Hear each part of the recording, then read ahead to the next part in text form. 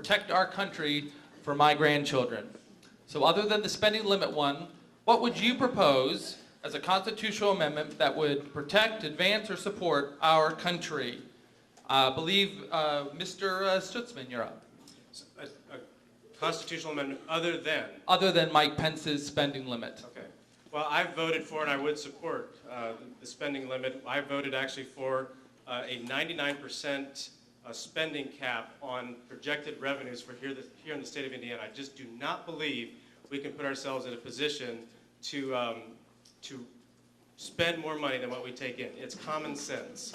It's just practical principles that you cannot spend more money than what you take in. So I would support that wholeheartedly and haven't actually endorsed it. I think one that I would support, and I've actually carried here in the state of Indiana, is the marriage amendment. I think that it is important for us here in this country to have a federal marriage amendment because of the complications that are going to come across when there are marriages in Massachusetts that come to Indiana and they want benefits, they want a divorce. It's going to complicate our system. And more now than ever, we need stability in the family. Amen. The government is not that it taxes too much, it taxes too little, it's that it spends too much.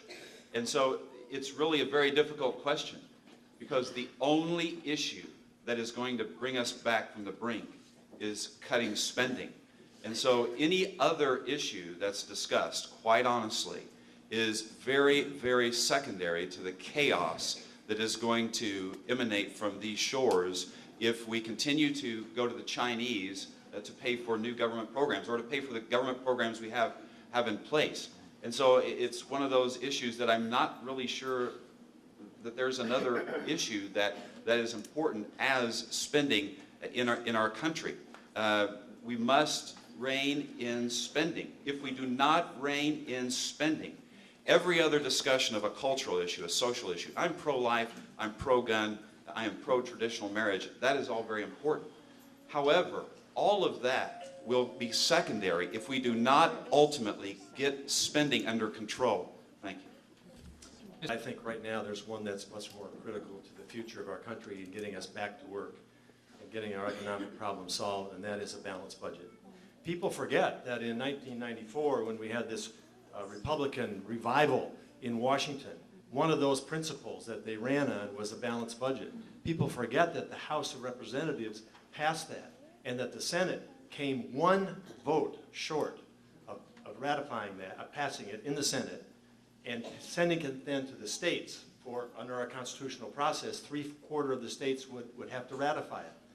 That would have put us in a position that Indiana's in and put politicians in a position of saying, you cannot spend more money than you take in. It forces tough choices.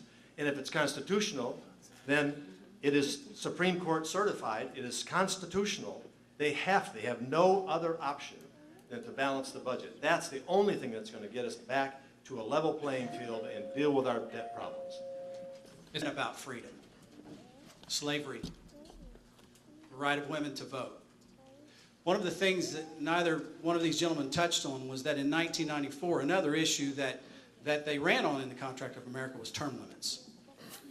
I would introduce legislation for an amendment to the Constitution. It's past time we have term limits. That is my humble opinion. We have to do that. Now, I believe the balanced budget amendment is very important. I'm much in favor of Congressman Pence's spending limit. I do agree that we need a marriage amendment. I firmly believe we need a life amendment. I think it's time we protect the rights of the unborn. And we can't afford for this any longer to be a state issue. This is a federal issue. I believe our Constitution protects the unborn. And I think it's time we put that in writing. Legislature.